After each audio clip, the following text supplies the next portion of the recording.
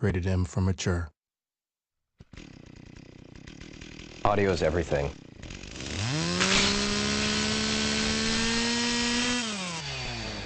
The sound of Gears 2 is crunchy.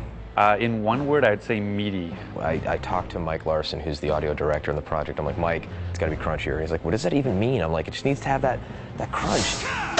See, we're close. He likes crunchy, I like meaty. I think being meaty and crunchy is really the same idea of really pushing the sounds, to their ultimate potential. It's like the world. It's heavy.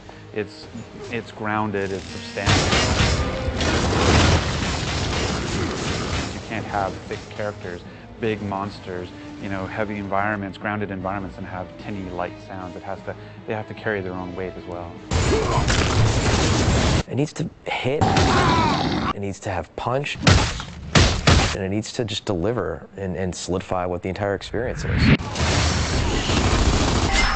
For Gears of War 2, we ended up re-recording almost all of the audio. I think about 85% of the audio is new.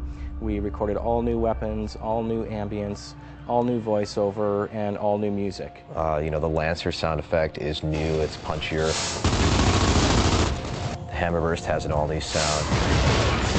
Even the bullet impacts have been punched up. In keeping the world of Gears very grounded and heavy, we wanted to make sure that the weapons were very tangible and bullet-based. All of the source material is real guns, real explosives. You don't have to start dealing with that whole kind of Mars ray gun, woo woo woo woo woo woo type audio, and that's one of the reasons Gears feels so good. It feels so real and tangible. A lot of the fun of a weapon is purely down to how it sounds.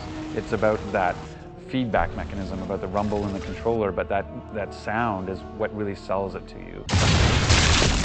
It's the funny thing about Gatling guns is if you ask a person what their Gatling gun sound is, each person has a different one. So mine is like, but other people are like, and it's just a fun exercise to try with your friends sometime. It's great at parties, really. Well, the Gatling gun is one of those stories where Cliff really had a lot to do with it. There's certain sounds in the game where he really wants it a certain way. Mike Larson and I basically just went back and forth 5 or 6 times on the mulcher to try and get the perfect audio. It was never good enough. It was always like, no, it sounds too much like a drum, or it sounds too much like a cart in the spoke of a bike wheel. It's a heavy gun. It needs to feel powerful. At the same time, you still need to hear all the bullet sounds kind of cycling in there. I put together 6 brand new Gatling gun sounds, and I asked Cliff to come down to my office. So he sat behind me, and he's like, okay, get ready to shoot. And I hit play, and he actually started acting like he was shooting it. Okay, it's heavy, and it's... He's like, no, that's not cool. We went to the next one, and it's just going like this. By the 3rd or 4th one, he's like, yes, that's it. And so he actually was imitating, the usage of it, to help him conceptualize, its sound within its context before it was actually put in the game. And that's how we ended up defining the final sound of the Gatling gun. Baby, this train runs on time! I love the voiceover recording process. It's one of the things that I feel kind of privileged that, as a producer, not a lot of producers get to do that. Oh yeah, fried grubs. The Locusts are actually voiced by, normal, regular voice actors, and they do really great monster voices. But what's amazing to me is that they have almost complete control over their phlegm in their throat. In addition to the vocal tonality, there's... it's really both disgusting and yet intriguing because the director can actually say, yeah, I just need a little bit more phlegm or a little less phlegm, and they can do this really strange, they just bring it out of nowhere and do this amazing stuff that basically sounds really cool, you don't even need processing, but when you're done, you pretty well want to throw up. Yeah! Yes, Gears is a brutal kind of, dark experience, but there's also a lot of heart that's there, and I think it comes through in the music.